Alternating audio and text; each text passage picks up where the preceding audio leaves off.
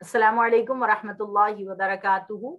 इस वक्त हम माशा अल्लाह तख्ती नंबर 9 पे आ गए हैं और ये तख्ती नंबर 9 जो है ये मश्क है हरकात की। हरकात जबर जेर पेश को कहते हैं, खड़ी हरकात की, जिसमें मैंने आपको बताया था बा खड़ा जबर बा खड़ी जेर बी, बा उल्टा पेश बू, बा बी बू। आपने मुंह खोलना है, सांस नहीं लेनी है। और हुरूफ मद्दा अलिफ से पहले जबर, वाव से पहले पेश और या से पहले जेर। हुरूफ लीन वाव से पहले जबर, या से पहले जबर, और इन हुरूफ लीन को खींचते नहीं है। फिर तनवीन हमने पढ़ी, 2 जबर 2 जेर 2 पेश, जिसमें हमें पता चला कि हमें नाक में आवाज ले जानी है, गुन्ना करना है।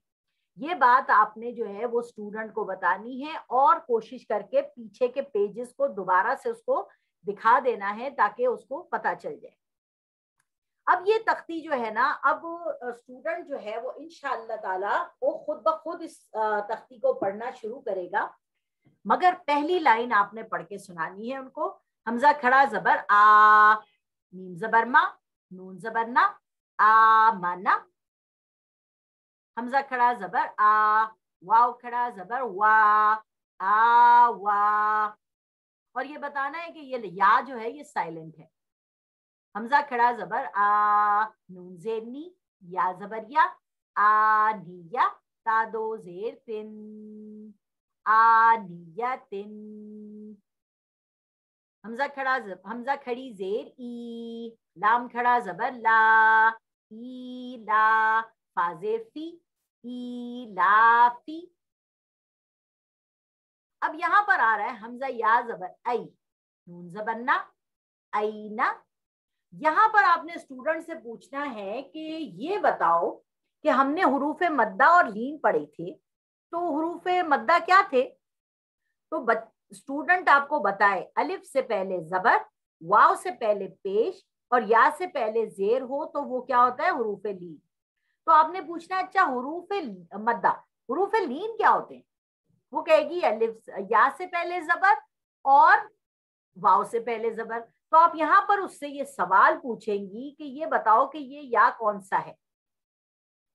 तो अगर आपने सही पढ़ाया होगा स्टूडेंट को तो वो आपको बताएगी कि ये है हमजा या जबर आई, इसे खींचना नहीं है, ये हुरूफ लीन है, नून जबर ना, आई ना। तो पहली लाइन आपने जो है वो हिज्जे करवाई, ठीक है।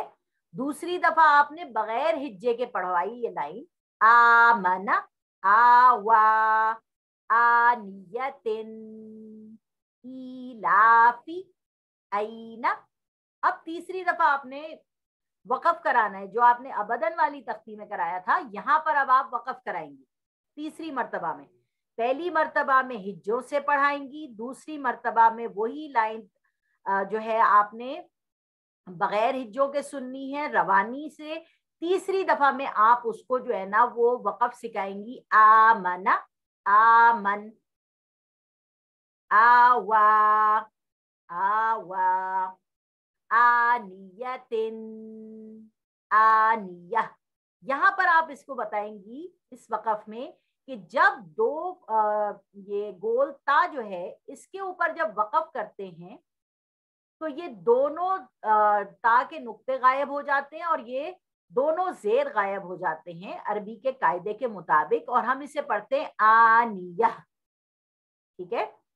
आनिया, इलाफी, इलाफ, यानी ये जेर गिर गई और यहां जज़म आ गई। आईना, ये जबर गिर गया और यहां भी जज़म आ गई, ये है जज़म, ठीक है। आईना, आईन। बिही, वक़फ़ क्या होगा? बिही। जा, जा का वक़फ़ क्या होगा? जा, ठीक है। अब आपने इसी तरीके से पूछना है, ये वो हिज्जे करेगी अगर, तो आप पूछेंगी ये हिज्जे करो, जीम वाव पे जू, उसने कहा। तो आपने कहा क्यों इसे खींचा तुमने? आपने क्यों खींचा इसे? क्योंकि हिज्जे अब स्टूडेंट कर रही है, आप नहीं कर रही हैं। तो आप उससे पूछेंगी यहाँ क्यों खींचा? तो आपने देखना ये है کہ اسے پتا چل رہا ہے کہ یہ واو سے پہلے پیش ہے تو یہ واو مدہ ہے، یا اسے نہیں پتا چل رہا؟ ٹھیک ہے، تو اسے پتا چلنا چاہیے جب وہ ہجے کرے گی. تو اگر آپ نے اسے حروف مدہ، حروف لین جیسے میں نے آپ کو بتایا ہوگا، تو وہ خود بخود جو ہے نا جوعن پڑے گی. اور اگر وہ نہیں کھینچ رہی ہے دیٹ مینز اس کو پتہ ہی نہیں ہے کہ یہ حروف مدہ ہے یا لین.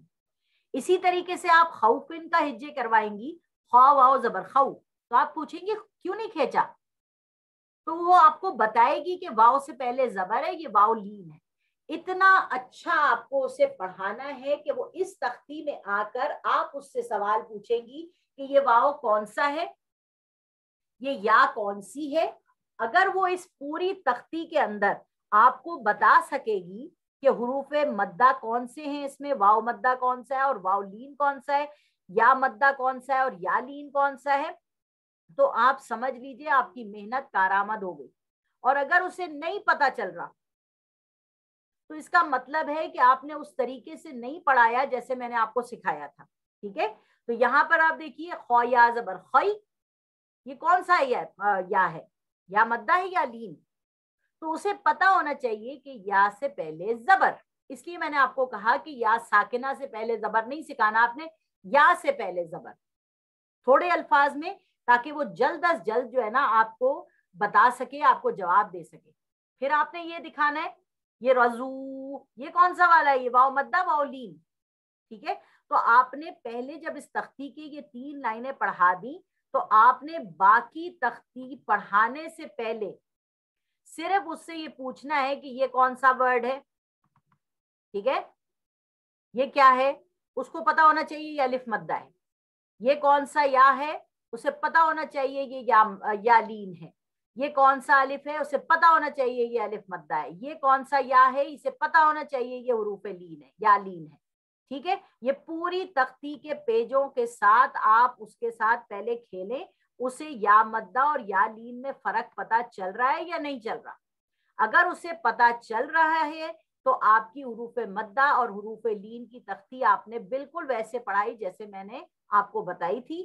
اگر اسے نہیں پتا چل رہا تو حروف مدہ اور لین کی تختی آپ نے دوبارہ پڑھانی ہے. اس کے بعد آپ نے یہ پوری تختی ہجے کے ساتھ روانی، اور پھر اس کو آپ نے تیسری مرتبہ کس طرح سے پڑھانی ہے، آپ نے وقف کے ساتھ اس تختی کو انشاءاللہ تعالی اگر آپ پڑھائیں گی تو انشاءاللہ تعالی آپ کی محنت اور ہماری جو محنت ہے وہ کارگر ہوگی، اور اللہ تعالیٰ آپ کے شاگردوں کو بہترین نعم البدل دے گا اس کا انشاءاللہ.